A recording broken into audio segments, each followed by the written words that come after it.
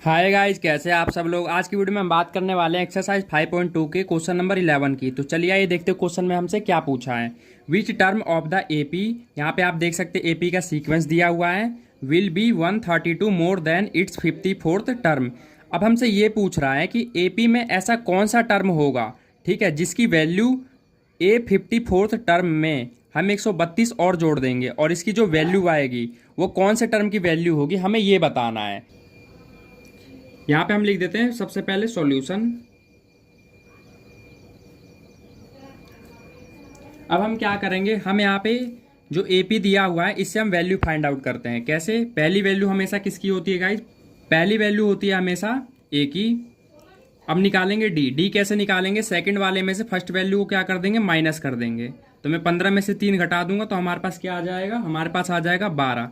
यह हमारा हो गया डी का वैल्यू। ठीक है गाइज, आगे चलते हैं। हमें ए एन की वैल्यू फाइंड आउट करनी है, ठीक है। तो हम यहाँ पे लिख लेते हैं ए एन इक्वल में क्वेश्चन मार्क। अब आगे चलते हैं। आप यहाँ पे देख सकते हैं कि जो एन की वैल्यू है ऑलरेडी हमें दे रखा है, 54th टर्म दे रखा है। तो इसका मतलब जो ये 54 है ये एन की वैल्यू हो जाएगी हमारी। तो मैं यहाँ पे लिख देता हूँ 54। अब आगे चलते हैं।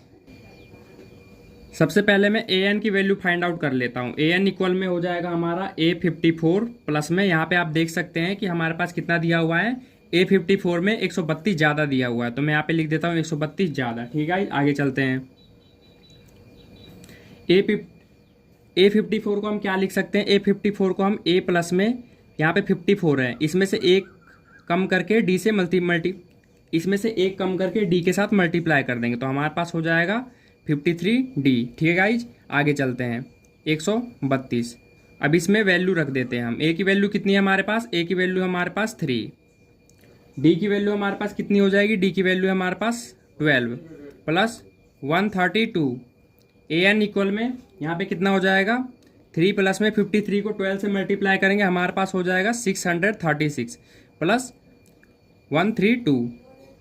आगे चलते हैं। अब क्या करेंगे, इन सबको प्लस कर लेंगे। तो इन सबको प्लस करने पे हमारे पास क्या वैल्यू आ जाएगी, हमारे पास जो वैल्यू आएगी वो कितनी आ जाएगी, 771। ठीक है गाइज। अब हम इसमें क्या करेंगे, हमारे पास ए एन की वैल्यू है, ए की वैल्यू है, डी की वैल्यू है। ठीक है गाइज। अब हमें क्या फाइंड आउट कर सकते हैं, हम ये फाइंड आउट कर सकते हैं कि जो ये ए एन है 771, ये कौन से नंबर ऑफ टर्म्स की वैल्यू है, हमें ये फाइंड आउट करना है। तो चलिए आइए इसे भी कर लेते हैं। अब यहाँ पे हम क्या करेंगे, हम ए एन का फॉर्मूला लगा देंगे। तो मैं यहाँ पे लिख देता हूँ ए एन इक्वल में ए प्लस एन माइनस 1D। अब आप यहाँ पे देख सकते हैं कि मैंने ए एन की वैल्यू यहाँ से निकाल ली है। तो यहाँ मैं लिख देता हूँ 771 इक्वल में ए की वैल्यू कितनी है, यहाँ पे देख सकते हैं आप, ए की वैल्यू हमारे पास 3 है। तो मैं यहाँ पे 3 लिख दूंगा। हमें एन की वैल्यू फाइंड आउट करनी है। डी की वैल्यू हमारे पास कितनी है, डी की वैल्यू हमारे पास 12 है। तो मैं यहाँ पे 12 लिख लेता हूँ। ठीक है, आगे चलते हैं। अब हम क्या करेंगे, ये जो 3 आप देख सकते हैं राइट में क्या है, प्लस का, मैं इसे लेफ्ट में ले जाऊंगा तो ये क्या हो जाएगा, माइनस का। n माइनस 1 12, जैसे वैसे ही मैंने लिख दिया। अब 771 में से हम जब 3 लेस करेंगे तो हमारे पास कितना आ जाएगा, हमारे पास आ जाएगा 768। अब ये जो 12 इधर मल्टीप्लाई में, इसको मैं लेफ्ट में ले जाऊंगा तो क्या हो जाएगा, इससे डिवाइड हो जाएगा। तो इधर क्या बचा, n माइनस 1।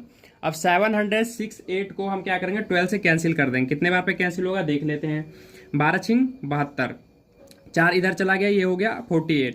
तो 12 चौके कितना हो गया, 48। तो हमारे पास कितना आ गया, 64, इसे कैंसिल करने पे। अब हम इसे आगे कर लेते हैं। अब क्या करेंगे, आप यहाँ पे देख सकते हैं कि 64 है और यहाँ पे क्या है, -1। अब मैं क्या करूँगा, जो -1 है ना इसको लेफ्ट में ले जाऊँगा।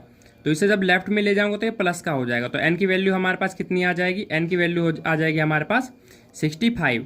तो इट मीन्स कि हम कह सकते हैं कि 65 टर्म जो होगा वो किसके बराबर होगा, 771 के बराबर होगा। ठीक है गाइज। अब हम क्या करेंगे, यहाँ पे एक लाइन लिख देते हैं कि 65 term of AP will be 132 more than it's 54th term. इस सेंटेंस का मतलब ये है गाइस कि जो हमारा 65th टर्म होगा एपी का, वो ए 54th टर्म से 132 ज़्यादा होगा। ठीक है गाइस। तो यहाँ पे हमारा क्या होता है, क्वेश्चन होता है कंप्लीट। आई होप कि क्वेश्चन आपको अच्छे समझ आ गया होगा गाइज। अगर वीडियो अच्छे लगे गाइज तो वीडियो को लाइक करें, शेयर करें और इसी तरह की वीडियो देखने के लिए हमारे चैनल को सब्सक्राइब जरूर कर ले। धन्यवाद।